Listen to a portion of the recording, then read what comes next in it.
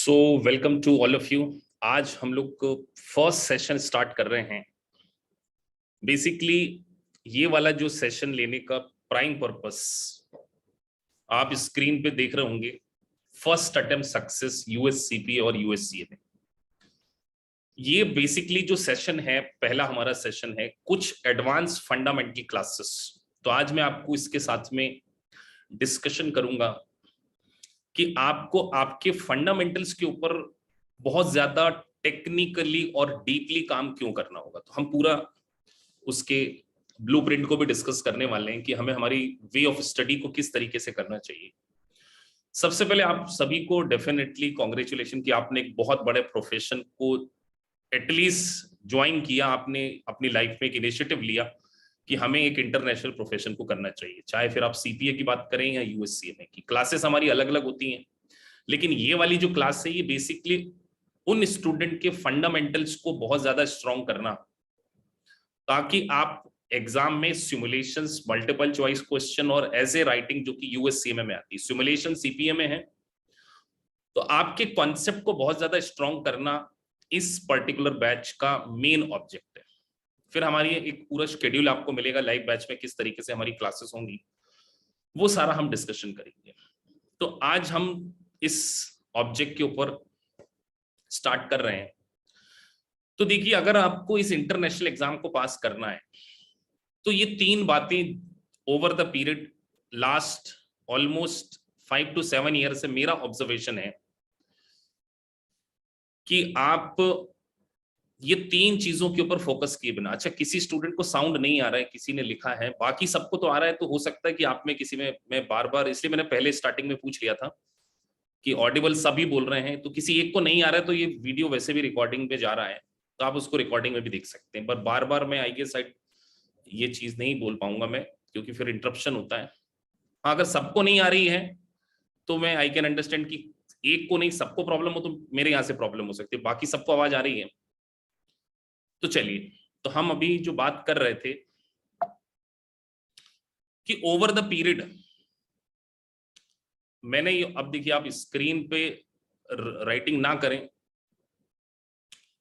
सो live class में कई बार ये छोटे मोटे इश्यूज आ जाते हैं, you have to show some kind of patience also, क्योंकि टीचर अगर बोल रहा है तो अगर आप स्क्रीन पे जैसे राइट डाउन करेंगे तो थोड़ा सा डिफिकल्ट होता है। चलिए, सो हम बात कर रहे हैं कि आपको अगर एक इंटरनेशनल एग्जाम को पास करना है तो ये तीन, मेरा ये मान के चलिए आप एक, आपको एडवाइस है कि इन तीन चीजों के ऊपर आपको 100% काम करना पड़ेगा। अगर आप इन तीन चीजों के ऊपर काम नहीं करेंगे, डेफिनेटली आपको आने वाले समय में स्ट्रगल करना पड़ सकता है। सबसे पहली चीज जो है वो है आपके फंडामेंटल ऑफ गैप और कॉस्ट और फाइनेंस। अब ये तीन सारी चीजें मैंने क्यों लिखी, उसका सबसे बड़ा रीजन देखिए, सीपीए और यूएससीएमए में आपको यूएस गैप पढ़ना है, साथ साथ थोड़ा सा मैनेजमेंट अकाउंटिंग में कॉस्ट अकाउंटिंग भी आपको पढ़ना है। तो आपके फंडामेंटल बहुत ज्यादा स्ट्रांग होने चाहिए।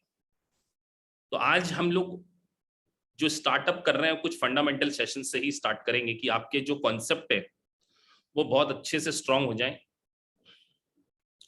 तो मैंने जो आपको बोला कि इन तीन चीजों के ऊपर आपको फोकस करना है। किन तीन चीजों के ऊपर? पहली चीज तो आपके फंडामेंटल बहुत ज्यादा स्ट्रांग होने चाहिए, और वो मैं आपके करूंगा। अगर आप इस 2025 एडवांस लेक्चर को 100% अटेंड करेंगे तो आपके फंडामेंटल बहुत स्ट्रांग हो जाएंगे। और उस फंडामेंटल सेशन के बाद मैं आप लोगों का एक मॉक टेस्ट ऑर्गेनाइज कराऊंगा, और मैं ऐसी उम्मीद करता हूं कि इस फंडामेंटल सेशन को पूरे अच्छे से अटेंड करने के बाद आप उस मॉक में 100% परफॉर्म करेंगे। और अगर आपने उस मॉक में 95% स्कोर कर लिया तो ये मैं आपको कागज पे लिख के देने को तैयार हूं, on a piece of paper, कि आप सीपीए या यूएससीएमए एग्जाम को डेफिनेटली पास करने की कैपेबिलिटी होल्ड करते हैं। पहली चीज हो गई फंडामेंटल्स में गैप, कुछ मैनेजमेंट अकाउंटिंग के, कुछ फाइनेंस के कॉन्सेप्ट हम आपके बिल्ड करेंगे। दूसरी बात आ रही है सर, लैंग्वेज के ऊपर आपकी कमांड होनी चाहिए। अब लैंग्वेज के ऊपर कमांड इसलिए होनी चाहिए क्योंकि आप यहाँ पे जो सब्जेक्ट पढ़ने वाले हैं ना, वो एक सीपीए में ऑडिटिंग भी पढ़ने वाले हैं, टैक्सेशन पढ़ने वाले हैं, और इवन यूएससीएमए में जब आपको थ्योरी का बहुत इंपॉर्टेंट रोल होता है। तो जब आपको ये सारी चीजें अच्छे से पढ़नी है तो आपकी लैंग्वेज के ऊपर कमांड होना चाहिए। और अभी मैं टेस्ट करूंगा, आपको एक छोटा सा मौका दूंगा कि आपकी लैंग्वेज कितनी अच्छी है। फिर उसके बाद जैसे ही आपका पूरा सिलेबस कंप्लीट हो जाता है तो आपको मॉक एग्जाम देनी होगी, और उस मॉक एग्जाम में अगर आप पास करते हैं, उस मॉक एग्जाम को पास किए बिना आप इन इंटरनेशनल डिग्री को अटेम्प्ट करने की मत सोचिए। उसका सबसे बड़ा रीजन, आप सभी को पता होगा, एक पेपर की जो कॉस्ट है वो अप्रोक्सीमेटली कितनी है? 50,000 रुपए सीपीए में एक पेपर की कॉस्ट होती है। और सीएमए का एक पेपर की कॉस्ट होती है 35,000। तो आज पहले क्लास के लेवल को भी चेक करना है। मैं ये देखना चाहता हूं कि आपका 11th-12th क्लास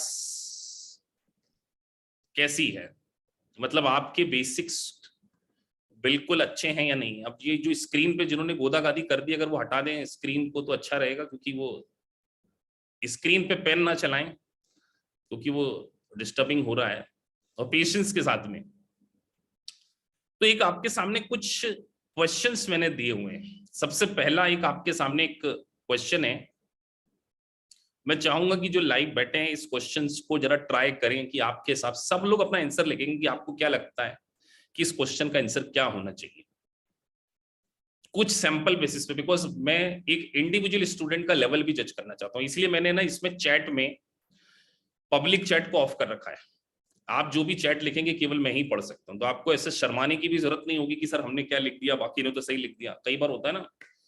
लेकिन एक टीचर और स्टूडेंट के बीच में अच्छी अंडरस्टैंडिंग बैठने के लिए पहले क्लास में लेवल तो समझ में आए कि क्या बच्चे बिल्कुल बेसिक चीजों को अंडरस्टैंड कर पाते हैं कि नहीं कर पाते। तो आपको स्क्रीन दिख रही होगी, पहले क्वेश्चन का आपको आंसर लिखना है कि आपको क्या लगता है। ये एग्जाम के क्वेश्चन है, आप समझ लीजिए। फर्स्ट क्वेश्चन,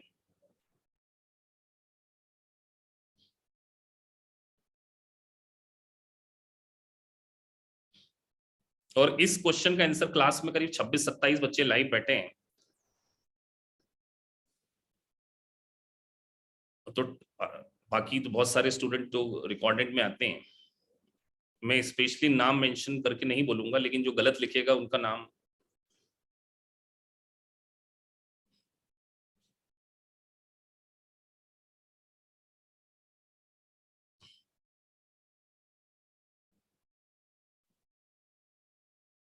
तो अगर आप अभी से शर्मा रहे हैं आंसर देने में तो एग्जाम में कैसे करेंगे?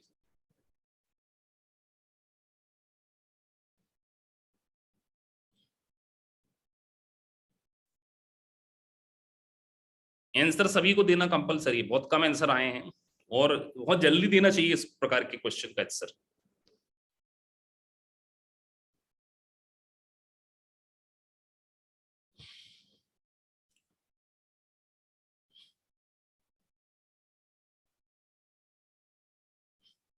जिनके कंप्यूटर का नाम डेल है वो अपना नाम पहले करेक्ट कर लें ताकि मैं आइडेंटिफाई कर सकूं।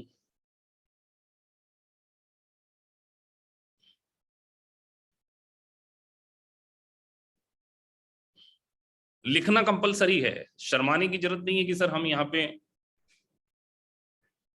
क्योंकि कोई आपका आंसर नहीं देख सकता सिर्फ मेरे अलावा। मैं बस स्टूडेंट का लेवल जज कर रहा हूं कि कौन कहां स्टैंड कर रहा है।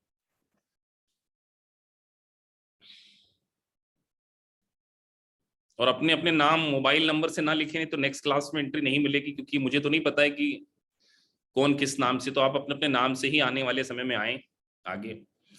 तो देखिए एक छोटा सा क्वेश्चन था इसमें, क्लास में कुछ स्टूडेंट ने इसको लॉन्ग टर्म लायबिलिटी बोला, किसी ने एसेट बोला। तो अब हम समझें पहले क्वेश्चन का आंसर। क्वेश्चन क्या बोल रहा है? देखिए हम बात कर रहे हैं लैंग्वेज की, अभी हमने सब्जेक्ट स्टार्ट नहीं किया, अभी हम आपके कॉन्सेप्ट को बिल्ड करना चाह रहे हैं। तो देखिए सबसे पहले क्वेश्चन बोल रहा है how should earn earned rent. तो अब हमारे दिमाग में एक वर्ड आना चाहिए, earn earned rent. unearned rent already been paid by the tenants for the next 8 months of occupancy be reported in the landlord's financial statement। अब देखिए मैंने आपको पहले लिखा कि आपकी लैंग्वेज बहुत अच्छी होनी चाहिए, आपको हर अब देखिए ये सीपीए की मेन एग्जाम का क्वेश्चन, एआईसीपीए की रिलीज क्वेश्चन बुक का ये क्वेश्चन है, जिसमें वो आपसे कहना चाह रहा है कि अनअर्न्ड रेंट को एक फाइनेंशियल स्टेटमेंट में किस तरीके से रिपोर्ट किया जाना चाहिए। अब कुछ स्टूडेंट इसमें लॉन्ग टर्म लायबिलिटी बोल रहे हैं, जबकि उसमें 8 महीने का लिखा हुआ साफ।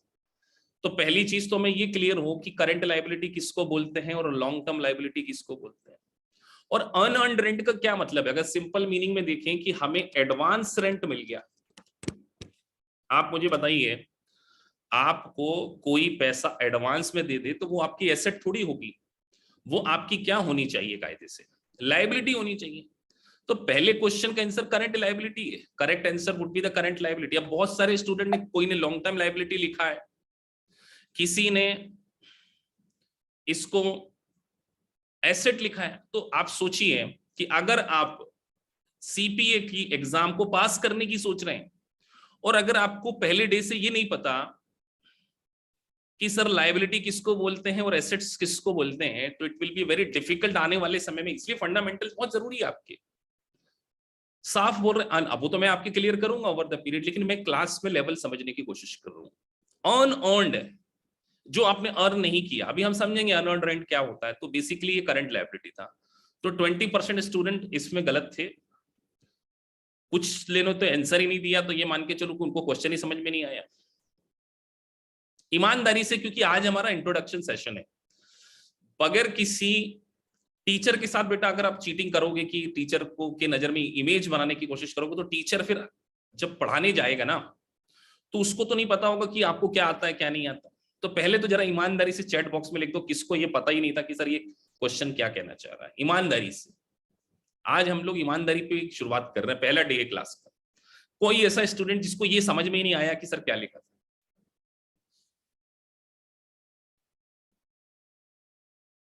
करंट लायबिलिटी थी, किसने करंट असेट लिखा था मैं नाम भूल गया हूं। मैं बस क्लास में एक ईमानदारी देखना चाह रहा हूं, ऑनेस्टी।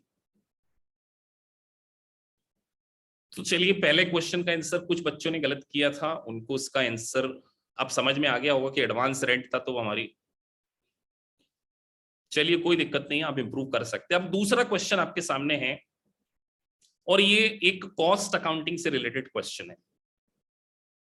क्वेश्चन क्या बोल रहा है, ये बेसिक है, ये ऐसा मान के चलते सीपी और सीएमए के एग्जाम में कि आपको आता है, ऐसा मान के चलते हैं। लेकिन मैं ये चेक करना चाहता हूं कि किन में किनको क्लास में ये क्वेश्चन भी नहीं आते। जैसे अब क्वेश्चन है, the following data were available from myth company recorded. आपको फिनिश स्टॉक दिया हुआ ओपनिंग 1 तारीख को, और 31 दिसंबर को आपको क्लोजिंग स्टॉक गिवन है, साथ में cost of goods manufacturing given है, और loss on sale of plant given है। The cost of goods sold for the year आपको बताना है। सेकंड क्वेश्चन, आप सभी को आंसर देना है इस क्वेश्चन का। और मैंने चैट बॉक्स में केवल होस्ट टू होस्ट चैटिंग रखी हुई है, तो आप मुझसे ही बात कर सकते हैं और कोई आपका मैसेज नहीं देख सकता।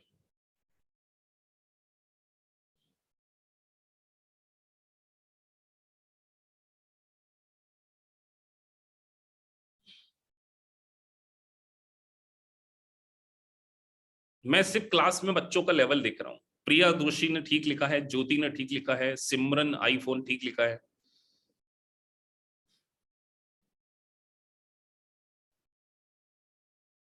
बाकी सब साइलेंट है।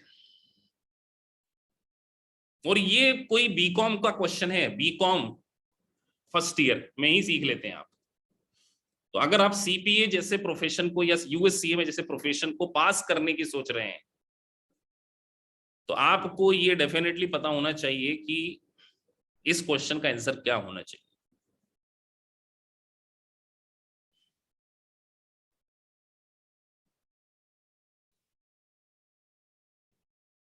अगर आपके ये क्वेश्चन सही हो रहे हैं तो आपका बेसिक ठीक ठाक ऐसा माना जाएगा।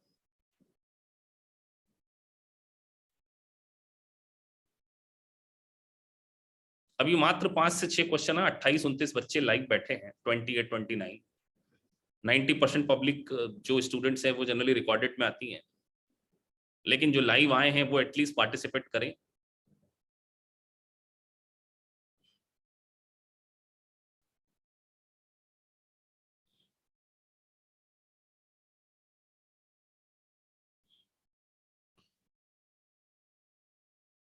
एक क्वेश्चन करने के लिए आपके पास एग्जाम में 1.5 मिनट होगा। आज शुरुआती दौर में बता रहा हूं। मात्र 1.5 मिनट। तो अगर जरूरत से ज्यादा टाइम आप ले रहे हैं, तो अगर अभी आपके आसपास कोई नहीं बैठा है, ऐसा मैं मान के चल रहा हूं कि आप क्लास में पढ़ रहे हैं,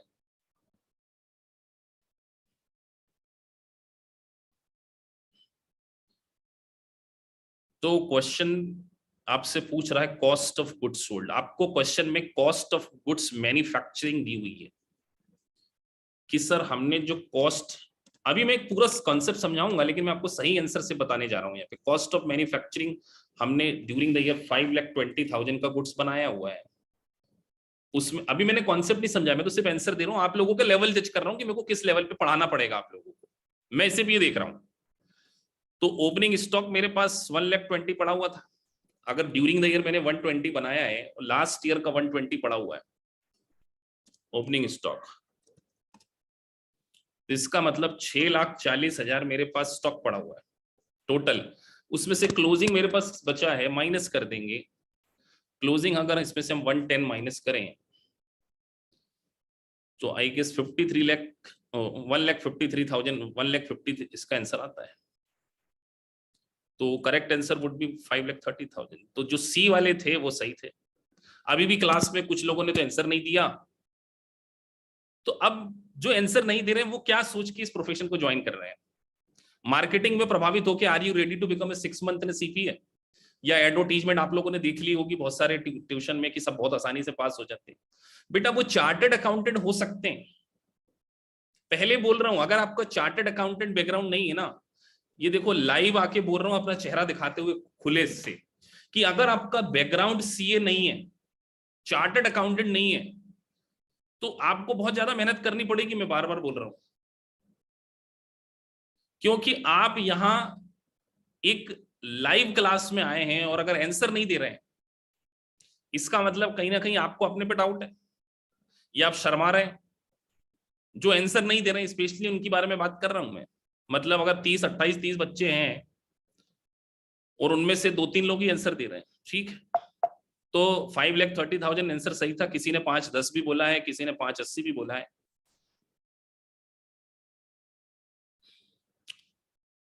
चलिए अगला क्वेश्चन, तीसरा क्वेश्चन, फिर हम और कुछ बातें डिस्कस करेंगे। 4 क्वेश्चन है, एक और क्वेश्चन आपके सामने है।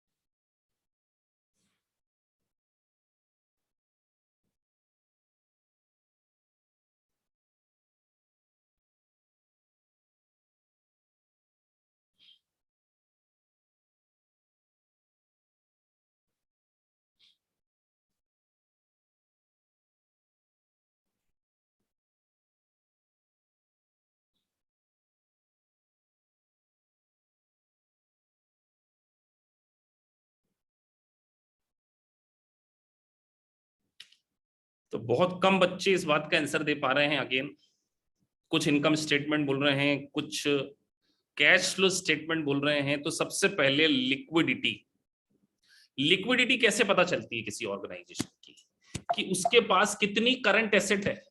आप मुझे बताइए, आपसे कोई पूछे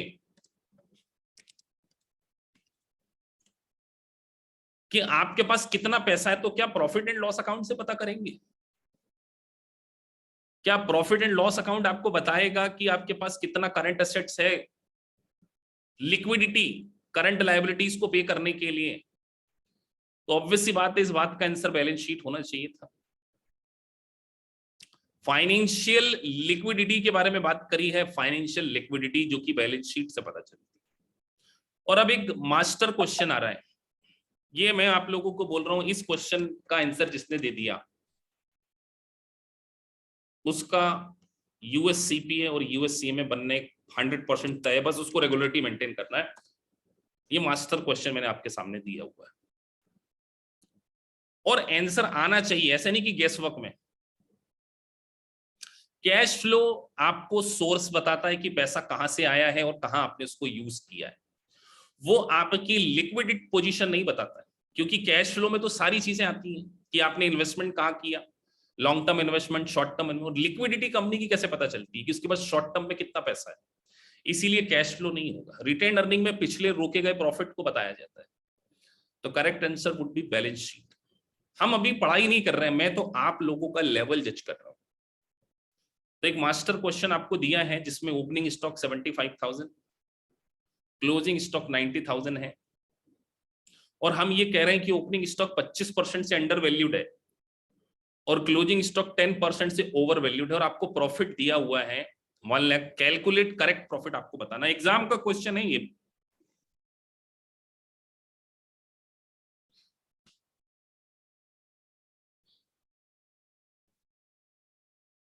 एमसीक्यू का आंसर है, और ये सारी चीजें आप आने वाले समय में सीख जाएंगे क्योंकि मैं सिखाऊंगा आपको। तो अभी किसी को कुछ नहीं भी आता है तो ऐसी टेंशन लेने की बात नहीं है, धीरे धीरे सब समझ आ जाएगा आपको। लेकिन अभी जिनको समझ में आ सकता है उसका आंसर दें, देखते हैं क्लास में कोई ऐसे इंटेलिजेंट स्टूडेंट भी बैठे हैं क्या जो इस क्वेश्चन का आंसर दे सके। 3-4 मिनट का समय दिया है, जब तक लेक्चर को पॉज कर देता हूँ। थैंक यू, मेरे को बीच में याद दिला देना, नहीं तो रिकॉर्डिंग नहीं हो पाएगी तो दिक्कत आ सकती है। चलिए, तो वो रिकॉर्डिंग हमें पॉज बटन था, कोई दिक्कत नहीं है, कोई ज्यादा मैटर नहीं था उसमें। तो हम आज यूएस गैप की डे 1 की पहली क्लास स्टार्ट कर रहे हैं, और इस क्लास के 3 ऑब्जेक्ट हैं। पहला, आपके फंडामेंटल्स को स्ट्रॉन्ग करना, पहली चीज तो ये है। दूसरा, हम क्लास में, लाइव क्लास में एमसीक्यू करेंगे। तीसरा, हम क्लास में ही सिमुलेशंस करेंगे चैप्टर वाइज, आपको प्री डिफाइंड टारगेट दिए जाएंगे और आपके कॉन्सेप्ट को भी बहुत अच्छे से बिल्ड करेंगे। तो सबसे पहले अगर हमें फंडामेंटल को स्ट्रॉन्ग करना है सभी के, तो मैं थोड़ा सा आज आपको बिल्कुल बेसिक लेवल से चीजें सिखाऊंगा। अगर इस रिकॉर्डिंग को कोई चार्टर्ड अकाउंटेंट स्टूडेंट देख रहा है तो उसके ये काम के नहीं रहेंगे, पहले बोल दे रहा हूं, क्योंकि ये बिल्कुल बेसिक लेवल के फंडामेंटल्स हैं। आपका अगर बैकग्राउंड सीए है या आप टॉपर रहे हैं बीकॉम में, तो आप इस लेक्चर में बोर हो सकते, पहले बता दे रहा हूं। तो आज हम बात करने वाले हैं फाइनेंशियल स्टेटमेंट के बारे में। तो बताइए किस किस को पता है कि what are the financial statement क्या होते हैं? किसको पता है फाइनेंशियल स्टेटमेंट क्या क्या होते हैं? लिख सकते हैं आप चैट बॉक्स में, किसी को अगर पता हो कि फाइनेंशियल स्टेटमेंट किसको बोलते हैं।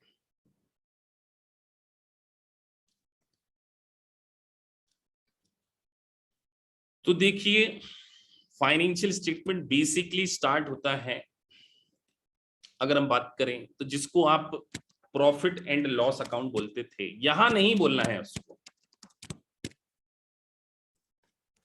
यूएस गैप में प्रॉफिट एंड लॉस अकाउंट करके कोई वर्ड नहीं है, पहले मैं बता दूं आपको। यूएस गैप में प्रॉफिट एंड लॉस को एक ही वर्ड बोला जाता है, इनकम स्टेटमेंट। क्या बोलेंगे हम लोग? Income statements.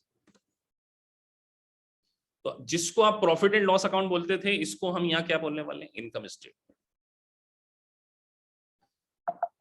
दूसरी बात, दूसरा फाइनेंशियल स्टेटमेंट बैलेंस शीट। अब अगर मैं आपसे पूछूं कि अगर एग्जाम में लिखा हो स्टेटमेंट ऑफ फाइनेंशियल पोजीशन, आपको क्या लगता है वो इनकम स्टेटमेंट होगा या बैलेंस शीट होगी? एक दूसरा नाम भी है इन दोनों में से किसी का, financial position, statement of a financial position.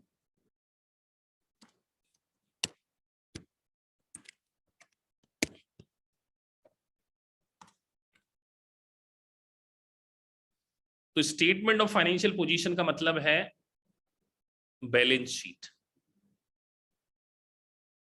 ये रिकॉर्डेड लेक्चर आपके लिए जो रिकॉर्ड होना है लेक्चर, ये आपके ब्रह्मास्त्र हैं।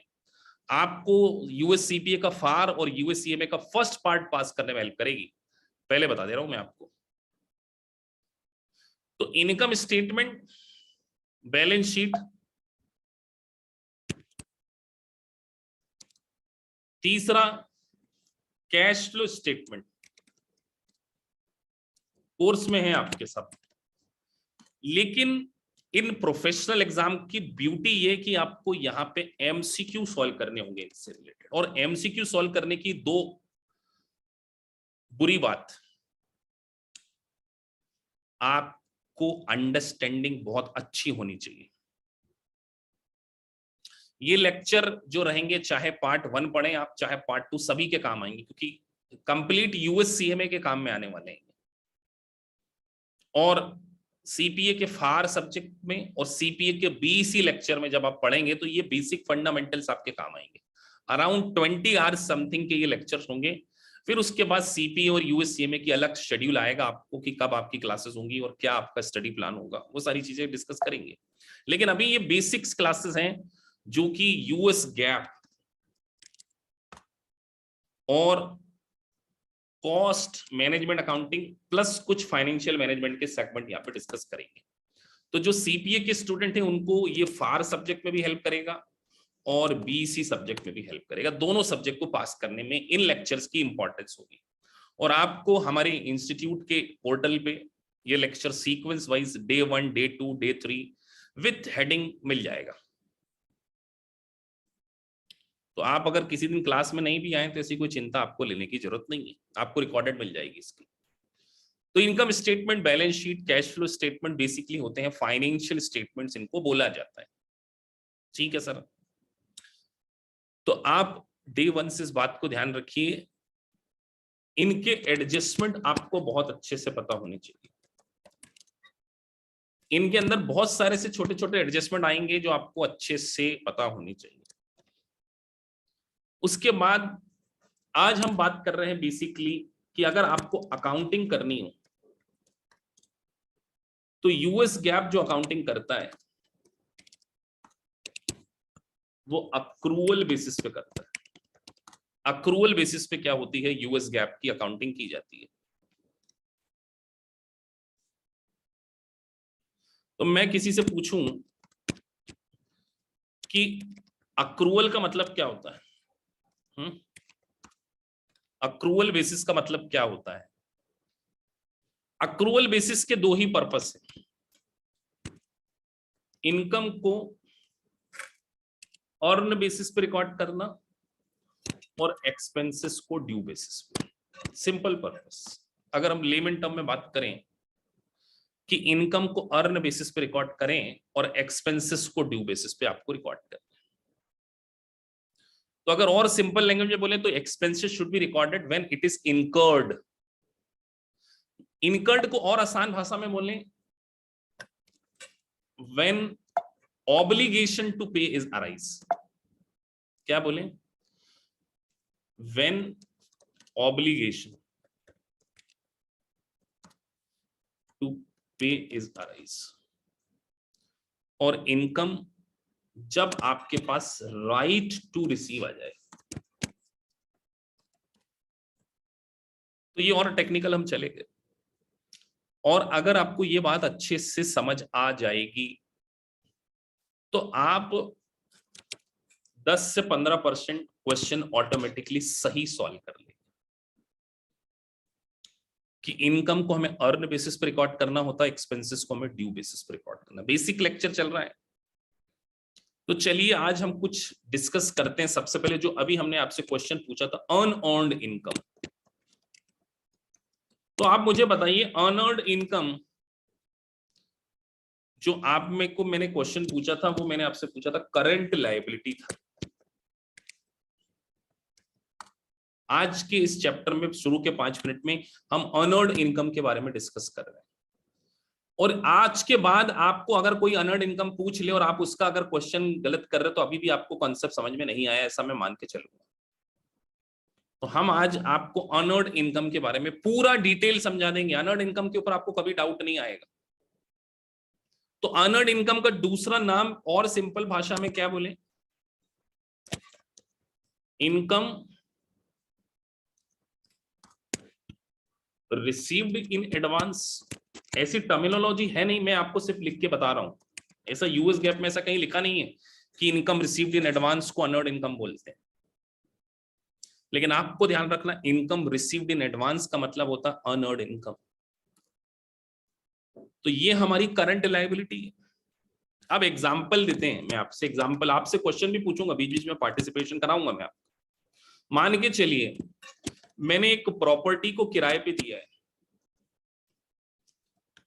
रेंट पे दिया है, और वो मैंने दिया है 1 जनवरी 2022, और रेंट था $1000 पर मंथ,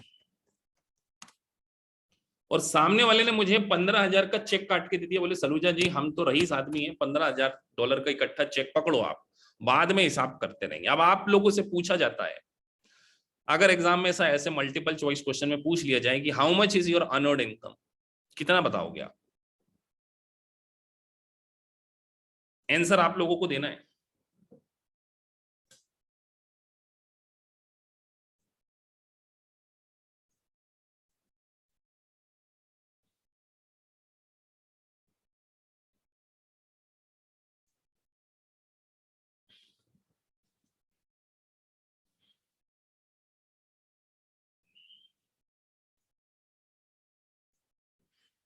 मैं 2 मिनट में आ रहा हूं, नीचे गेट पे कोई आया है ना।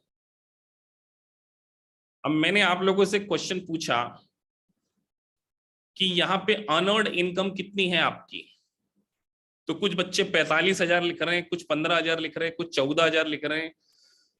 तो कॉमन सेंस नहीं लगा रहे हैं कि अब देखो, एग्जामिनर आपको घर पे जाके थोड़ी बोलेगा कि 1,000 रुपए महीने का किराया है तो साल भर का 12,000 हो गया, और सामने वाले ने अगर आपको 15,000 दे दिए तो इसका मतलब 3,000 रुपए उसने आपको एडवांस दे दिया। यार आप कॉमन सेंस क्यों नहीं लगा रहे हो? कुछ बच्चे यहाँ पे 15,000 आंसर लिख रहे हैं। तो बेटा अब आपको अगर सीपीए करना है, यूएससीएमए करना है, सलूजा जी कुछ नहीं कर पाएंगे। लिटरली सलूजा जी क्या कर सकते हैं आपके लिए? एडवांस फंडामेंटल की क्लासेस ऑर्गेनाइज करा सकते हैं, पढ़ना तो आपको ही पड़ेगा। कॉमन सेंस था कि $1,000 पर मंथ किराया लिखा है और 1 जनवरी लिखा है, क्या वो क्वेश्चन आपको ऐसे कमेंट्री करके बताएगा कि 1 जनवरी लिखा है तो 1 जनवरी से लेकर 31 दिसंबर तक 12 महीने होते हैं, तो $1,000 इक्वल टू 12,000, और सामने वाले ने आपको 15 दे दिए, तो इसका मतलब उसने 3,000 एडवांस दे दिए। तो अब आपसे अगर एग्जाम में पूछा जाए इनकम स्टेटमेंट में, एमसीक्यू ऐसे पूछते हैं, देखो इनकम स्टेटमेंट में कितना अमाउंट क्रेडिट करें हम, बताइए। इनकम स्टेटमेंट में कितना आएगा और बैलेंस शीट में कितना आएगा? और आपसे पूछा जाए, अगर ऐसा टेबल दे दिया जाए सिमुलेशंस में, फिगर भरना है आपको, ये सिमुलेशंस या केस स्टडी में आपको ऐसा दे दिया जाए और आपको आंसर भरना है, तो आप क्या भरेंगे? सर इनकम स्टेटमेंट में 12,000 आपकी इनकम होगी,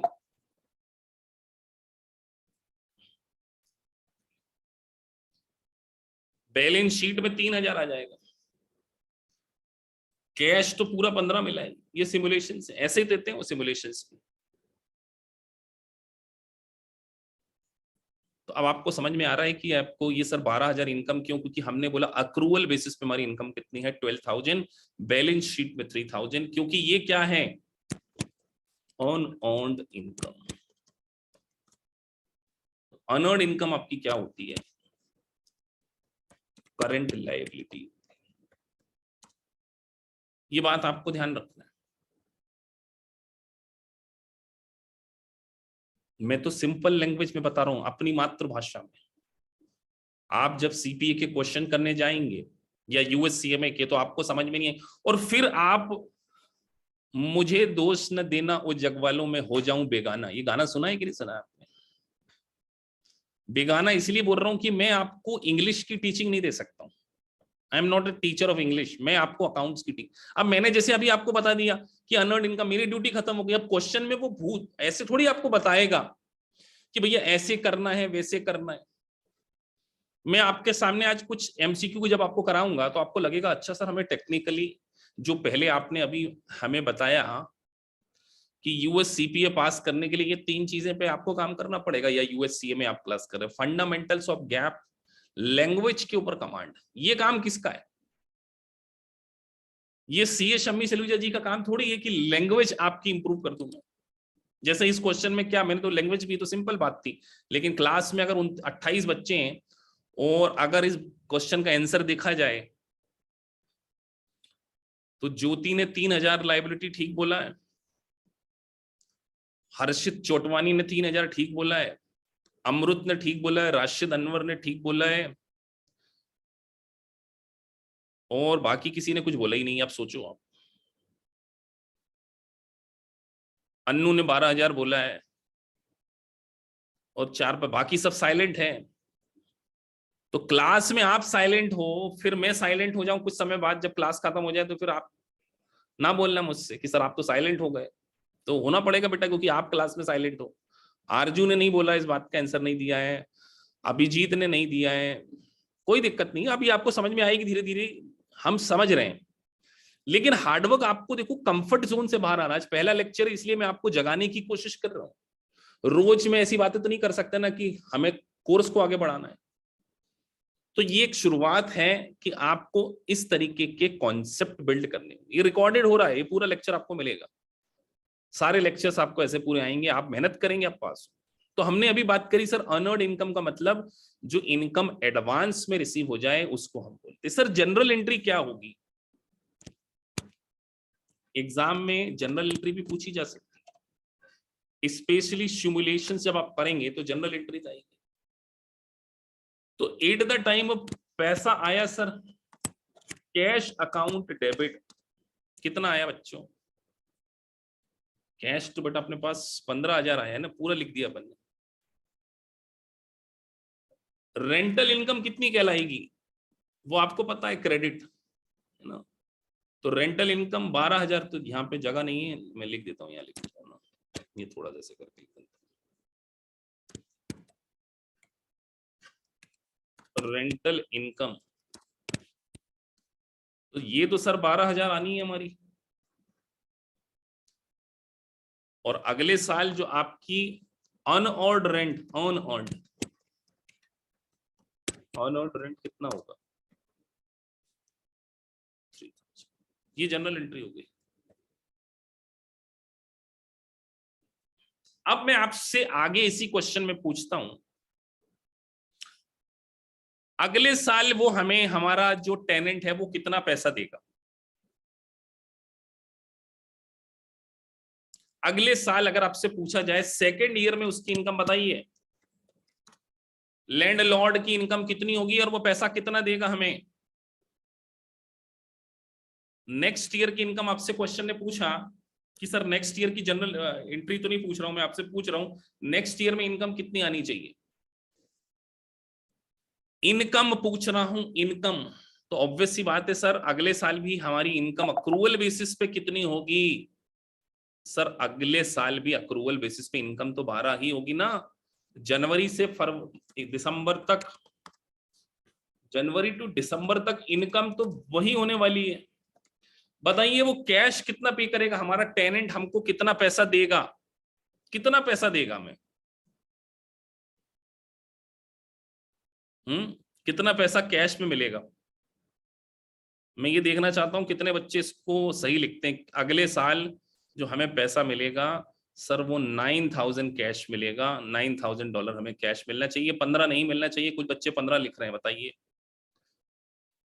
बेटा 12,000 किराया था, वो बोलेगा ना जो मैं आपको सलूजा जी एक्स्ट्रा दे गया था 3,000, वो मैं एडजस्ट करके आपको 9,000 कैश दूंगा। आपसे एमसीक्यू में ऐसे क्वेश्चन पूछे जाएंगे। 9,000 would be your cash receipt. Sir next year की जनरल एंट्री क्या होनी चाहिए?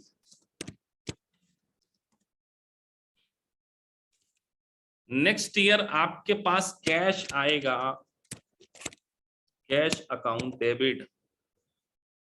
बेटा कैश तो 9,000 ही आएगा। इनकम कितनी मानी जाएगी? तो इनकम को क्रेडिट करना पड़ेगा टू रेंटल इनकम। तो rental income would be your 12,000, और जो लास्ट ईयर की लाइबिलिटी थी उसको क्या किया जाएगा? एडजस्ट किया जाएगा, अनअर्न्ड रेंट को डेबिट करेंगे। तो देखिए पिछले साल की लायबिलिटी को हमने क्या किया, रिवर्स किया अनअर्न्ड। तो पिछले साल की लायबिलिटी जो थी ये दूसरे साल की एंट्री मैंने आपको बता दी। तो अनअर्न्ड रेंट का मतलब इनकम रिसीव्ड इन एडवांस, जो मैंने सिंपल भाषा में आपको समझाया था। तो सर रेंटल इनकम तो मेरी 12,000 ही।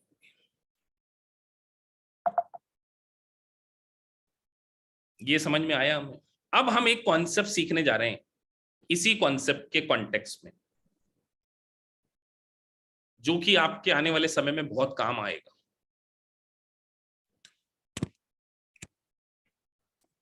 Accrual basis to cash basis.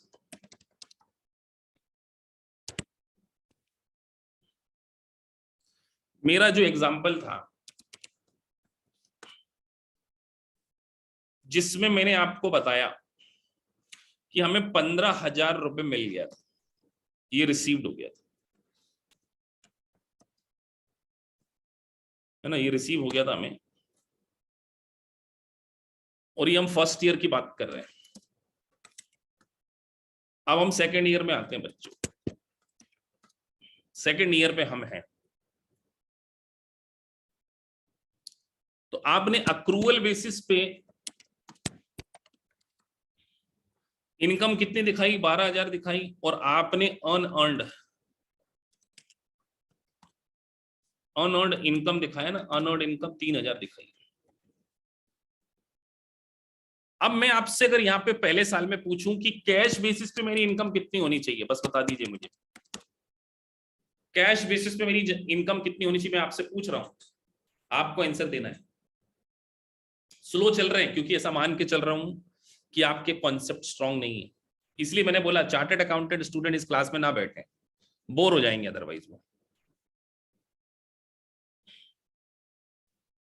तो कैश बेसिस पे बेटा जो पैसा मिलता है 15,000। अब देखिए इस बात पे भी कुछ बच्चे, हाँ कुछ तो 12 लिख रहे हैं, नहीं मान रहे हैं, तो क्या कर सकता हूं बेटा मैं।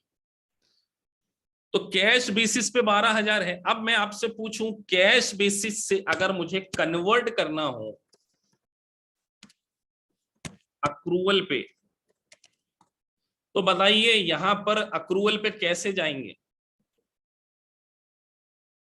तो आप यहां पे क्या कर रहे हैं, उसको लेस 3,000 कर देंगे ना, तो 12,000 बचेगा अपनी अक्रूवल बेसिस। तो आपने क्या किया, ये लेस क्या किया, आपने लेस क्या किया है, लेस, इसको हम क्लोजिंग भी बोल सकते, closing unearned income.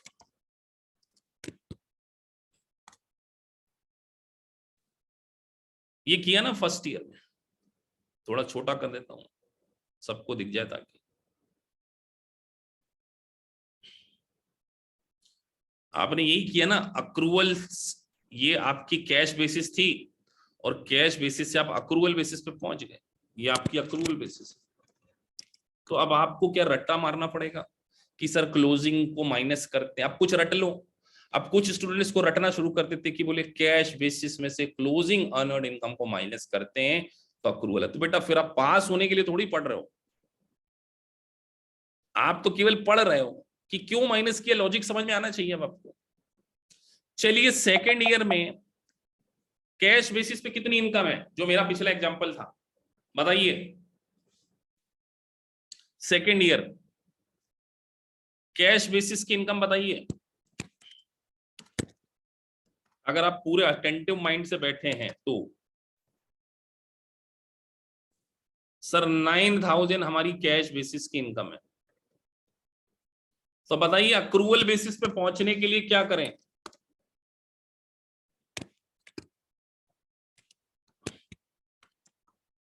Accrual basis पे पहुंचने के लिए हमें ऐड करना पड़ेगा, उसको हम क्या बोलेंगे, लास्ट ईयर या ओपनिंग अनअर्न्ड इनकम।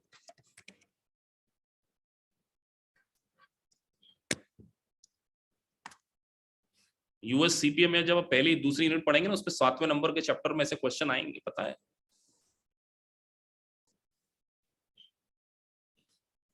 तब मेरे से मत पूछना कि सर ये क्यों प्लस किया माइनस किया,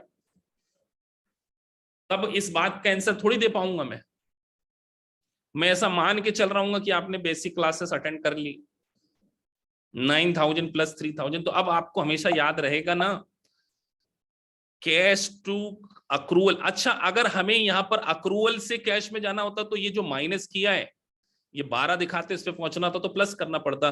तो फिर कई बार क्वेश्चन में लिखा होता है कि अब सोचिए इसी क्वेश्चन में, अब मैं आप लोगों को एक क्वेश्चन देता हूं, अब मैं देखना चाहता हूं आप कितने पानी में हो। कैश बेसिस पे मैं मेरी इनकम दे रहा हूं 15,000 और मैं लिख रहा हूं ओपनिंग अर्नर्ड इनकम 1,200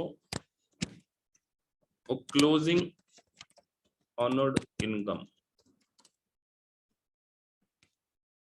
और मुझे 28 आंसर चाहिए। जो इस क्वेश्चन का आंसर नहीं देगा, भले गलत दो, मैं उसको अभी चैट से बाहर कर दूंगा, क्योंकि वो पार्टिसिपेट नहीं कर रहा है, उसको रिकॉर्डेड लेक्चर ही देखने का हक है। मुझे पूरे 25 आंसर चाहिए इस बात के ऊपर कि सर हमारी अक्रूवल बेसिस पे इनकम बताइए। सोच के बताना आप लोग।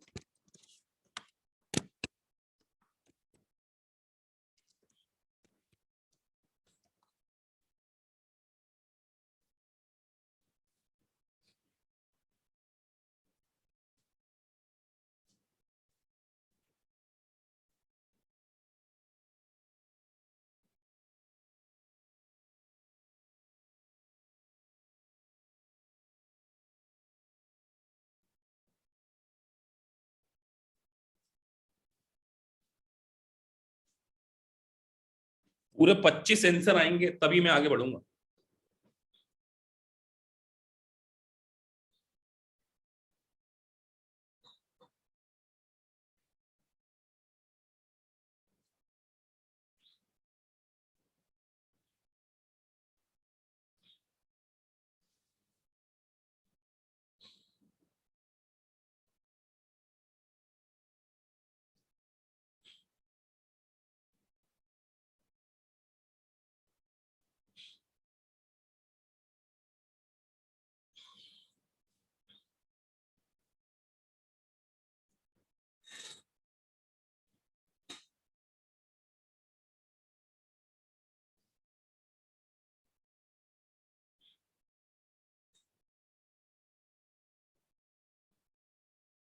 अभी 13 बच्चों के आंसर आए, 12 के बाकी।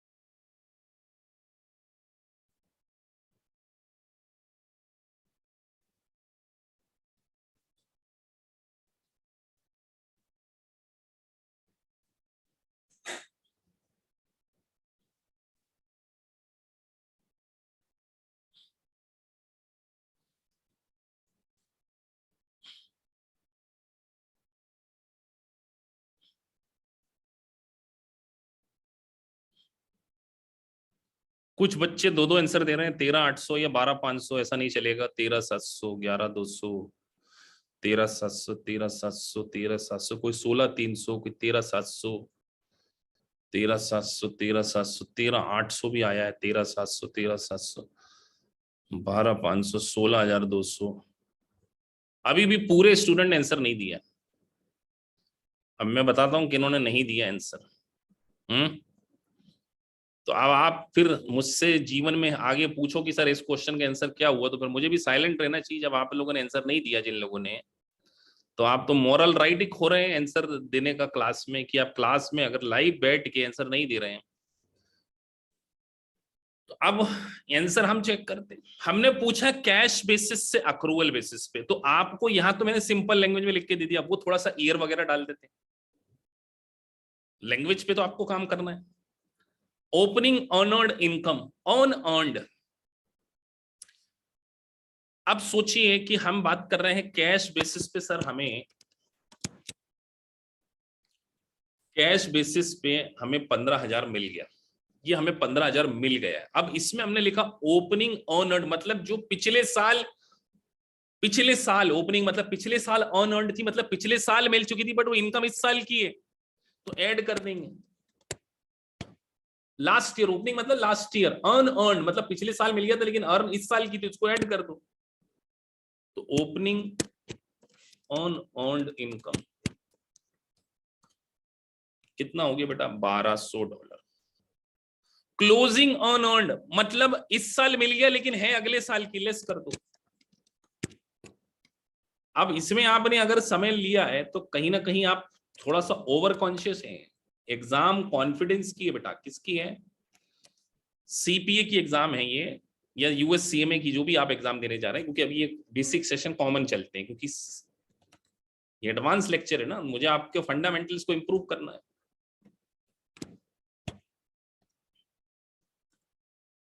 तो 13,700 जिन भी स्टूडेंट का था, तो 13,800 वाले क्या सोच के आंसर दिए वो तो मैं नहीं जानता हूं, और किसी ने जो 12,500 लिखा है, और किसी भाई साहब ने 16,200 लिखा है, जतिंदर सिंह जी। तो फिर सलूजा साहब उसमें कुछ नहीं कर पाएंगे। अगर आप 16,200, कोई 3,000 लिख रहा है, भगवान जाने कैसे लिख रहे हैं, 12,500 लिख रहे हैं कुछ बच्चे, तो ये 13,700 would be your accrual basis. ये लॉजिक था। तो 13,700। अब आपके दिमाग में कॉन्सेप्ट क्लियर कर रहे हैं सर कि अर्नड इनकम मतलब जो हमने अर्न नहीं करी, रिसीव करी, तो सर ये तो last year earned, last year receive हो चुका होगा, लास्ट ईयर रिसीव हो चुका होगा ना। कॉमन सेंस लगाओ, जो पिछले साल इनकम अर्न कर चुके हो, रिसीव कर चुके हो, अर्न इस साल की है तो इस साल में जोड़ दिया ना सर अक्रूवल बेसिस पे। ये सर अनअर्न्ड है, ये इसमें जुड़ा हुआ है 15,000 में, लेकिन रिसीव भले हुआ बट अगले साल का तो यहां से माइनस कर। तो अब आपको आज के बाद अगर अर्नड इनकम से रिलेटेड मल्टीपल चॉइस क्वेश्चन में गलतियां करते हो तो आप दो रीजन से करोगे, और उस दूसरा रीजन मालूम है क्या है, वो यही। कॉन्सेप्ट आपको आज समझ में आ गया। ये जो आपको 3 की वेज मैंने लिखे हुए हैं ना, fundamentals of gap, cost, finance.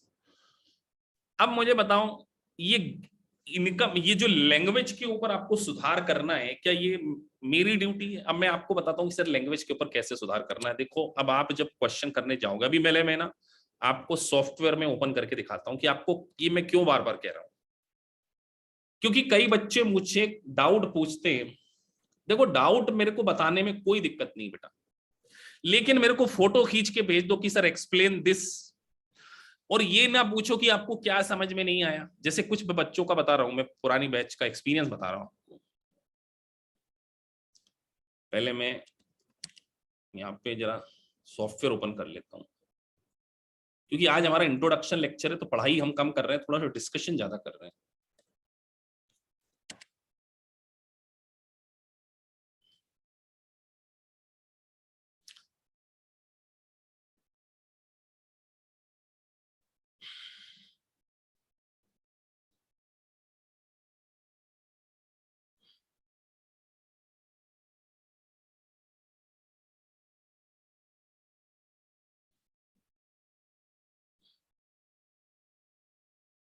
आपको कंफर्ट जोन से बाहर आना पड़ेगा, ये आप बिल्कुल ध्यान रखिए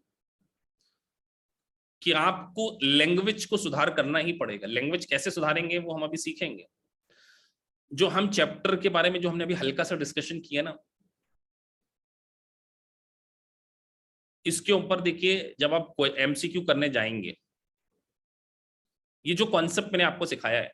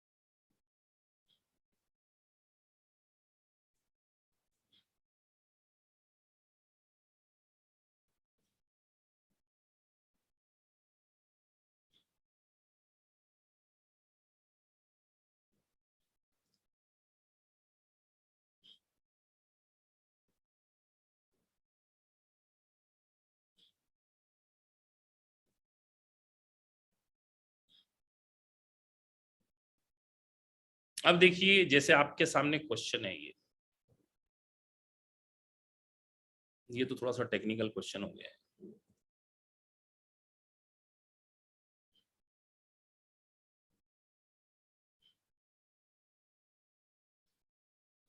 तो आपको ऐसी लैंग्वेजेस पढ़ने को मिलेंगी क्वेश्चन करते से। अब जैसे ये अनअर्न्ड फीस वाला आ गया, अब मैं आप लोगों के सामने जो कॉन्सेप्ट मैंने आपको सिखाया है, सामने आपके समय चल रहा है, आपको इसका आंसर देना, मैं नहीं दूंगा। जो कॉन्सेप्ट हमने सीखा उसके बेसिस पे है ये।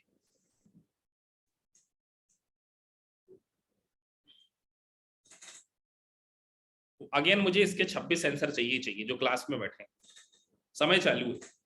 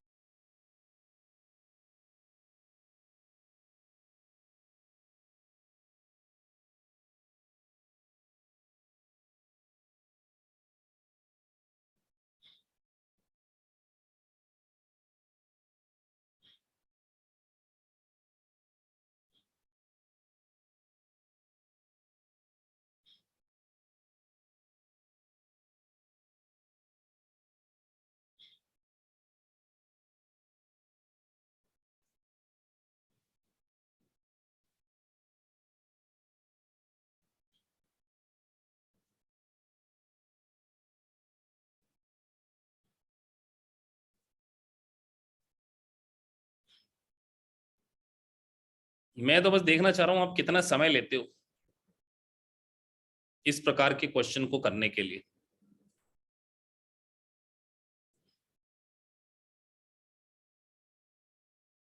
आंसर दिया, समय कितना लिया ये भी देखिए आप। पहला डे ना, अभी इसलिए ये बातें हो रही हैं कि आपके दिमाग में एक चीज बैठा दी जाए कि आपको पढ़ना क्यों पड़ेगा और आपको लैंग्वेज के ऊपर क्यों काम करना पड़ेगा। क्वेश्चन ने लिखा था फर्स्ट ईयर ऑफ ऑपरेशन, मतलब पिछले साल का कोई डेटा नहीं है यहाँ पे, पहली बात। और ये उन्होंने लिखा है कंसल्टिंग फीस रेवेन्यू 25,000, कि हमको करंट ईयर में जो रेवेन्यू मिली 25,000 मिली है, उसमें से 2,000 अनअर्न्ड है, अनअर्न्ड, और 3,500 रिसीवेबल है। कोई 23,500 दे रहा है आंसर, वो है हेमंत, उन्होंने सबसे एंड में आंसर दिया। फिर किसी ने अपना आंसर 19,500 कर लिया, अभिजीत। तो देखिए अभी आपको कॉन्सेप्ट समझाया गया था, अब मैं आपको ये भी समझाने जा रहा हूं कि जब आप बुक में आंसर देखने जाएंगे तो आपको थोड़ी सी लैंग्वेज डिफिकल्ट मिल सकती है। जो मैंने आपको कॉन्सेप्ट समझाया उसको तो मैं समझाऊंगा अभी आपको।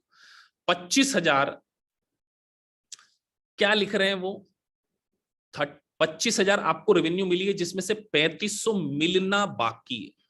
अरे मिलना बाकी है, इसका मतलब ये रिसीवेबल का मतलब क्या होता है, अर्न बट नॉट रिसीव। ये अनअर्न्ड इनकम नहीं है, ये अनअर्न्ड थोड़ी, अनअर्न्ड तो ऊपर है। अब नीचे क्वेश्चन में आपने पढ़ा ही नहीं कि ये अनअर्न्ड नहीं है, सब इसको अनअर्न्ड समझ लिया आधे लोग। तो अनअर्न्ड तो ऊपर लिखा, अनअर्न्ड का मतलब होता है receive but not earn, received but not earn, तो ये तो प्लस होना है। और ये मालूम क्या थी, ये आपकी अक्रूड इनकम थी, जिसका कॉन्सेप्ट मैं भी आपको समझाऊंगा। तो सोचिए आपके बेसिक फंडामेंटल कितने ज्यादा हिले हुए हैं कि आप इस क्वेश्चन का आंसर नहीं दे पाए। 23,500। अब मैं ये क्वेश्चन आपको समझाता हूं, ये क्या है। फीस रिसीवेबल का मतलब है अक्रूड इनकम। अब अक्रूड का मतलब समझते हैं क्या होता है, अभी हम एक कॉन्सेप्ट डिस्कस करेंगे, फिर इस क्वेश्चन को करेंगे एक बार और फिर से। अक्रूड, तो दोनों में डिफरेंस आपको पता होना चाहिए। अक्रूड का मतलब होता है अर्न बट नॉट रिसीव, पता है?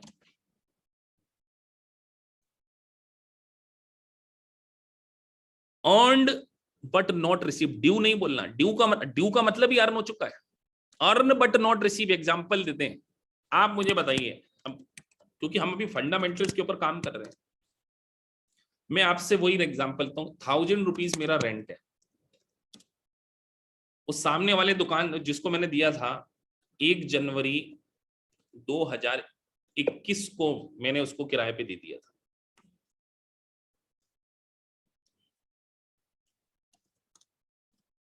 1 जनवरी 2021 को मैं उसको किराए पे ये चीज दे चुका हूं। तो साल भर में मुझे रेंट मिलना चाहिए 12,000। सामने वाले ने मुझे अभी 9,000 ही पे किया है। तो ये जो 3,000 है बेटा अनअर्न्ड है, ये अर्नड बट नॉट रिसीव है। ये क्या है? रिसीवेबल है। रिसीवेबल का मतलब होता है मिलना बाकी। ये जो है ना 3,000, तो अभी ये जो बैलेंस 3,000 है, इसको हम क्या बोलेंगे? इसके 2-3 नाम है, नाम लिख लो।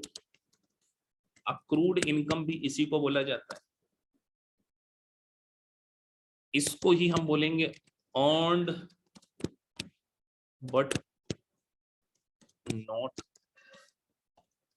रिसीव। इसी को एक और नाम क्या देते सर? वो जो उन्होंने दिया, उन्होंने क्या बोला इसको? Consulting fees receivable. उन्होंने कंसेप्ट लिया, तो हम रेंट रिसीवेबल कह सकते हैं। तो अब मैं आपसे पूछूं अक्रूवल बेसिस पे बेटा इनकम कितनी है आपकी? अक्रूवल बेसिस पे बताओ, इस क्वेश्चन में इनकम कितनी? अक्रूवल बेसिस पे आंसर दो फटाफट। अगर आप ध्यान लगा के पढ़ रहे हो तभी तो लाइव आने का मतलब है, नहीं तो फिर बढ़िया रिकॉर्डेड पे देखो।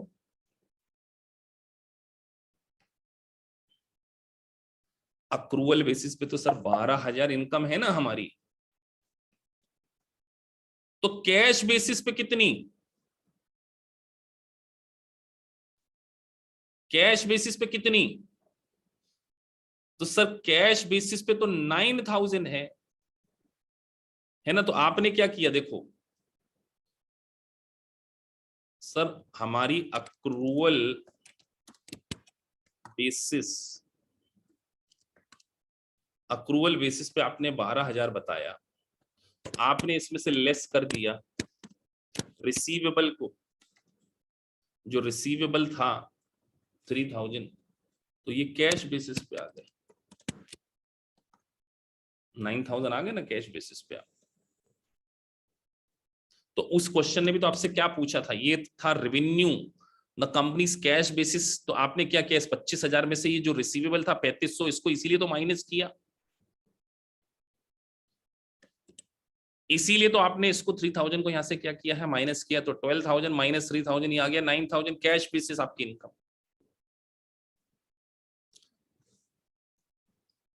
अब मैं आपको एक और क्वेश्चन देता हूं। अगर यहां पर उन्होंने बोलता कैश बेसिस 9,000 तो अक्रूवल पे पहुंचने के लिए आपने क्या किया, रिसीवेबल को ऐड करना पड़ता आपको। अगर वो बोलते कि सर कैश बेसिस पे 9,000 है, तो यहां पे प्लस 3,000 कर दो, तो 12 इस पे पहुंच जाते। तो आप क्या कर रहे हो, करंट ईयर की रिसीवेबल को कैश में ऐड कर रहे हो, तो अक्रूवल पे पहुंच रहे हो, और अक्रूवल से कैश पे पहुंचना है तो माइनस कर रहे हो। अब मैं आपको क्वेश्चन देता हूं। अब मैं देखना चाहता हूं कि आपका माइंड कितना वर्क करता है।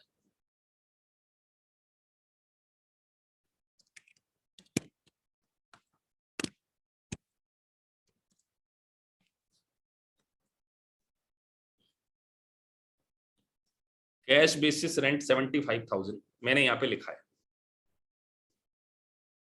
यहां मैं लिख रहा हूं 1 जनवरी। अब देखते कि आप लोग थोड़ा सा कम्युनिकेशन में स्ट्रांग है कि नहीं।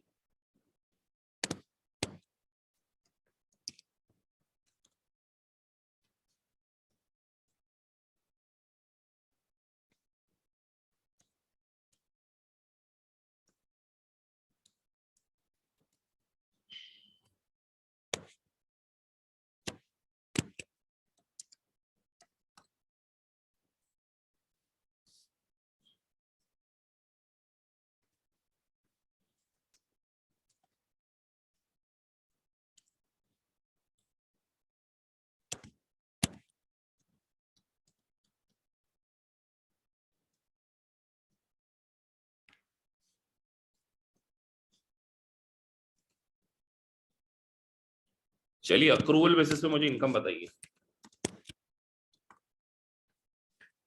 आपको दिए 3 मिनट, टाइम काउंटडाउन शुरू है आपका।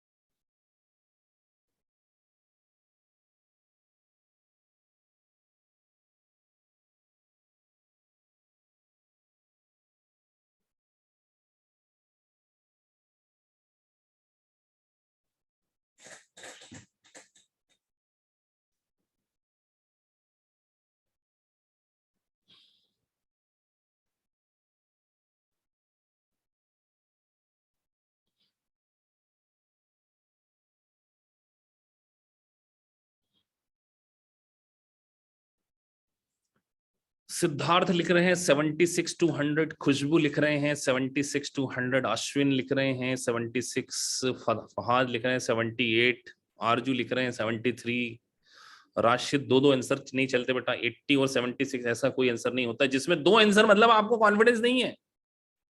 जो बच्चे दो लिख रहे हैं वो क्यों लिख रहे हैं दो? क्या एग्जाम में आपको दो ऑप्शन मिलेंगे? बिल्कुल नहीं मिलने वाले हैं आपको दो ऑप्शन। और यहां अभी मैंने ऑप्शन नहीं दिए क्योंकि मैं नहीं चाहता कि आप गेस वर्क में सही कर सके। हम ये फंडामेंटल की क्लासेस पढ़ रहे हैं बच्चों, ये मेन करिकुलम की क्लासेस नहीं है। तो आपको वैसे ही ट्रीट किया जाएगा जैसे कि अभी हम एक नॉर्मल क्लास पढ़ते हैं। Cash basis income, believe me, अगर ये कॉन्सेप्ट आपने समझ लिया, आपका एक बहुत बड़ा टॉपिक कवर हो जाता है। ये बहुत इंपॉर्टेंट कॉन्सेप्ट है, ध्यान रखना। जब आप उलझ जाओ ना कभी, तो इस पहले लेक्चर पे अक्रूवल बेसिस अब आपको याद रखना पड़ेगा कि कब सर ने कहां पढ़ाया है। ऐसे बहुत सारे फंडामेंटल्स में आपके स्ट्रॉन्ग करने वाला फार सब्जेक्ट और यूएस सीएमए का फर्स्ट पार्ट बहुत आसानी से पास कर जाएंगे अगर ये कॉन्सेप्ट आपने पकड़ लिए तो। शुरुआती 10 कॉन्सेप्ट एक्रूवल बेसिस पे अब हम समझने जा रहे हैं कि सर कैश बेसिस पे 75 आपने बोला। आप देखते हैं कितने बच्चों का सही है।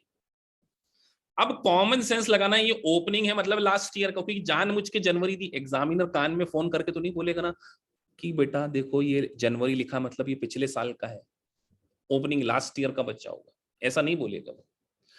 तो अब आपके दिमाग में एक वर्ड आना चाहिए कि रिसीवेबल का मतलब क्या है। अगर हम ओपनिंग रिसीवेबल का क्या मतलब आपने बताया था सर? ओपनिंग रिसीवेबल मतलब आपने बताया था कि earn but not received, earn but not receive. ये रिसीवेबल मतलब ये इस साल मिल गया होगा ऐसा सोचें। ये लास्ट ईयर बकाया था ना। ये रिसीवेबल मतलब पिछले साल की इनकम थी बट इस साल मिली, बट इस साल की अक्रूवल बेसिस पे तो इनकम नहीं होगी क्योंकि तो पिछले साल की इनकम है। रिसीवेबल का मतलब earn in last year received in this year. तो ये इसमें जुड़ी होगी तो इसको क्या कर दें, माइनस कर देंगे, तो लेस -5,000। और ये जानबूझ के मैंने एक साथ रिसीवेबल नहीं दिया, मैंने नीचे जानबूझ के अनअर्ड लिखा ताकि आप लॉजिक लगा सके। अब अनअर्ड, ओपनिंग अनअर्ड, ओपनिंग अनअर्न्ड मतलब लास्ट ईयर मिल चुका होगा बट इनकम नहीं था पिछले साल का, इस साल का इनकम है अनअर्न्ड, मतलब लास्ट ईयर मिल चुका है लेकिन इस इनकम अगले साल की तो प्लस कर दो।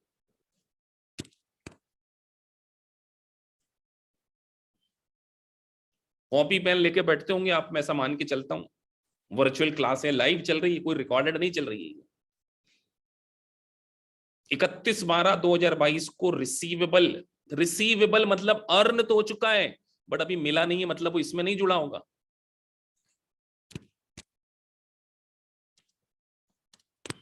तो क्लोजिंग रिसीवेबल जो है, रिसीवेबल, इसमें क्या करना पड़ेगा मैं, क्योंकि हमें पहुंचना किसके ऊपर है, अक्रूवल पे पहुंचना है। तो इसमें वो रिसीवेबल मिलना बाकी, रिसीवेबल का मतलब earn but not receive, but accrual में तो इनकम में काउंट करेंगे ना। 4000 unearned, closing unearned,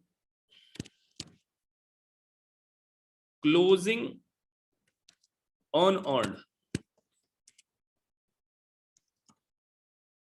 तो सर ये इस साल मिल चुका है बट इनकम अगले साल की है, तो माइनस कर देंगे।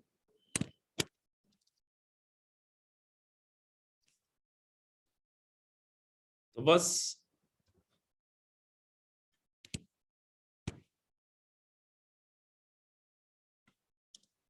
एक सेकंड, तो टोटल लगा दें इनका। तो सर 75 में से 5 गए 70, 70 में वापस 5 जोड़ दिया 75, 75 में 4 जोड़ दिया 79, और 79 में से 2800 माइनस कर दो, -20, प्लस माइनस आप लोग देख लेना। तो 76 to 100 would be the correct answer. तो इस क्वेश्चन का आंसर देखो, राशिद ने ठीक दिया था, अभिजीत ने ठीक दिया था, हेमंत ने ठीक दिया था, लेकिन मैं सबसे ज्यादा डिसअपॉइंटेड हूं प्रिया दोषी से, क्योंकि आप एक चार्टर्ड अकाउंटेंट है बेटा, आपका आंसर सही होना चाहिए। सिद्धार्थ का आंसर ठीक है, अश्विन ने ठीक लिखा है, खुशबू ने ठीक लिखा है, रॉबिन रोहित सिंह ने ठीक लिखा है, रिया गुप्ता ठीक है, गौतम गलत है, अंशुमन ठीक है, हर्षित चोटवानी ठीक है, ये स्मिता 81,800 लिख रहे हैं, अनु अनु का पता नहीं क्या आंसर है। तो ये आपको समझना है, दो चीजों के ऊपर ही फोकस किया भी हमने, दो बातें हमने समझी हैं। सर अनअर्न्ड इनकम मतलब इनकम रिसीव्ड इन एडवांस, और सर अक्रूड इनकम का दूसरा नाम क्या है, इनकम रिसीवेबल। आप लैंग्वेज आपको ध्यान रखना, हर चीज को नहीं लिख सकता मैं। Income earned but,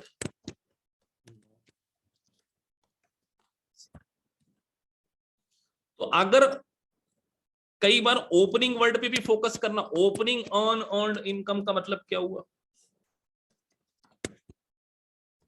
sir, opening unearned income मतलब, ओपनिंग मतलब लास्ट ईयर की बात हो रही है, मतलब लास्ट ईयर वो चीज अनअर्न्ड थी, मतलब पिछले साल मिल चुकी थी लेकिन अर्न नहीं थी, तो इस साल अर्न है तो अक्रूवल बेसिस पे ऐड होना चाहिए। ऐसे कॉन्सेप्ट आपको बिल्ड करने हैं। अब एक और क्वेश्चन में पूछूंगा, मानूंगा नहीं, मैं देखना चाहता हूं कि आपका तुक्केबाजी में तो सही नहीं हुआ। अक्रूवल बेसिस पे मैंने अब आपको इनकम देनी है।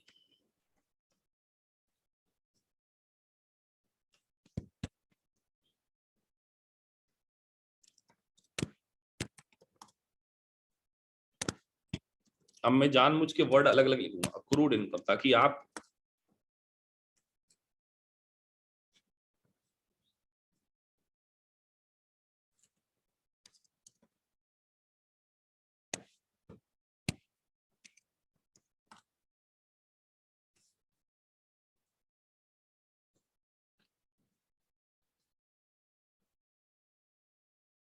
ये दिसंबर है, ध्यान रखना।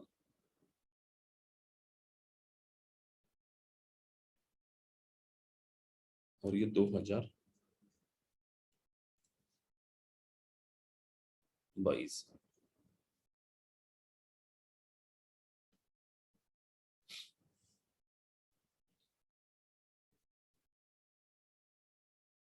जानबूझ के मैं थोड़ा सा टेक्निकली लिख रहा हूं ताकि आप लोग ध्यान से करें कि लैंग्वेज के साथ साथ आपका अटेंशन कितना है।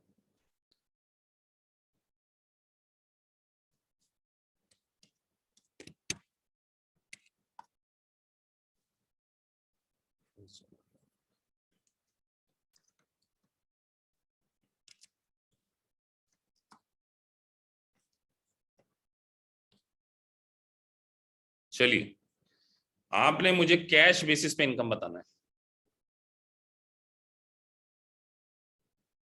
अब मुझे कैश बेसिस बताना है। अगर आपने क्रूअल बेसिस पे सीख लिया है तो now you have to understand कि अक्रूअल को कैश में कैसे कन्वर्ट करते हैं। लगाइए लॉजिक, आंसर आपको देना अगेन।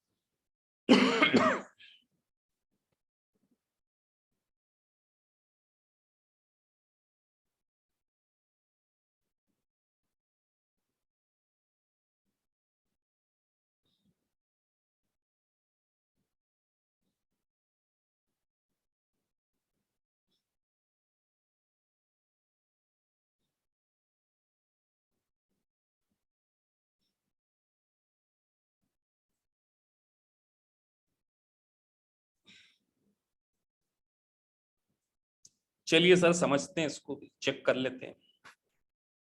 आपने लिखा अक्रूवल बेसिस 96,000। अब हमें कन्वर्ट करना है कैश बेसिस पे। तो आपने ओपनिंग ये 1 जनवरी लिख दिया आपने, अक्रूड इनकम। अब हमको लॉजिक से क्लियर करना है कि लास्ट ईयर ये अर्न हो चुकी होगी, अक्रूड बट नॉट रिसीव। तो इस साल ये इसमें जुड़ी नहीं होगी तो सीधे प्लस कर दें, एड ओपनिंग अक्रूड। लॉजिक से सोचो, ओपनिंग अक्रूड मतलब पिछले साल अर्न बट नॉट रिसीव। तो इस साल रिसीव होगी तो इसमें तो शामिल नहीं होगी ना। इस साल रिसीव, ये तो पिछले साल ही अर्न हो चुका है, तो पिछले साल अक्रूवल बेसिस पे शामिल कर चुके हैं, लेकिन कैश बेसिस में इस साल शामिल करेंगे तो प्लस 5,000। अब अर्नड ओपनिंग मतलब लास्ट ईयर ये रिसीव हो चुका था बट अर्न नहीं हुआ था, इस साल अर्न हुआ तो अक्रूवल में जुड़ा होगा, तो इसको माइनस कर देंगे।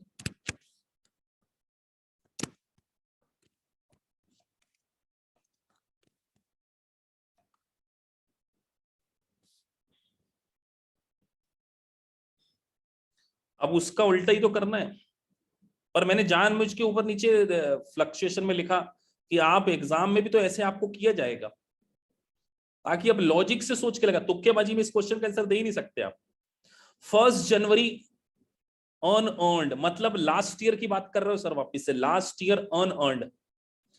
लास्ट ईयर अनअर्न्ड मतलब हमने पिछले साल इसको क्या कर लिया होगा, रिसीव कर लिया होगा। लास्ट ईयर अनअर्न्ड ना, तो पिछले साल हमने क्या कर लिया, और रिसीव कर लिया, बट अर्न इस साल की, तो इस साल इसमें ये जुड़ा होगा, तो इसको क्या कर देंगे, ऐसे माइनस कर देंगे, लेस। एक सेकंड, मैंने ना ओपनिंग अनअर्ड लिख लिया, मैं ऊपर वाले को सही करता हूँ। ये तो ठीक है, वो क्लोजिंग अनअर्ड इनकम है ना, वो 31 दिसंबर है, पहले इसको हम माइनस कर दें।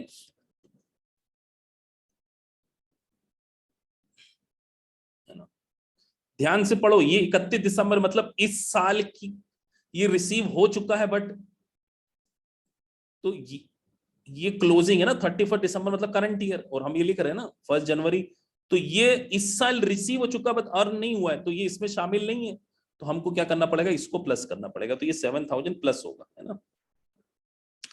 31 दिसंबर के बारे में बात करें, अब 31 दिसंबर को अक्रूड मतलब इस साल अर्न है, इसमें जुड़ा हुआ है, बट रिसीव में अक्रूड मतलब अर्न, अक्रूड का मतलब अर्न बट नॉट रिसीव, तो हम तो क्या कर रहे हैं, इसमें जुड़ा हुआ है, तो इसको यहां से क्या करना पड़ेगा, माइनस करना पड़ेगा। तो 96 और 5 कितना होता है, 1,01,000, 1,08,000, 1,08,000 माइनस 4 किया, 1,04,000 और 1,04,000 माइनस 1,500, 1,02,000 आ रहा है, 1,02,500, किसी का था आंसर। तो अमरुद का ठीक है 1,02,500, रोहित ठीक है, आरजू ठीक है, सिद्धार्थ ठीक है, हर्षित चोटवानी ठीक है। तो ये एक तरीका, तो देखो आपको एग्जाम में लैंग्वेज के ऊपर थोड़ा बहुत क्या करना पड़ेगा, काम करना पड़ेगा। अंशुमन का गलत है, रिया गुप्ता ठीक है, स्मिता ठीक है, राशिद गलत है, तो 1,02,000।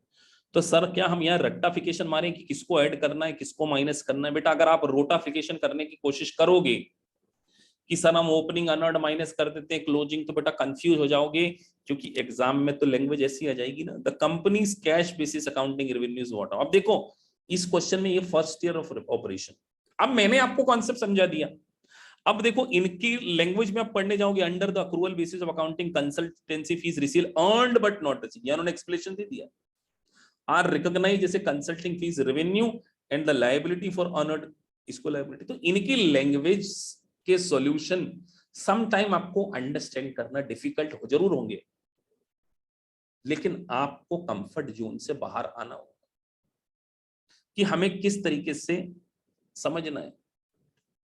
तो आज के इस लेक्चर में हमने,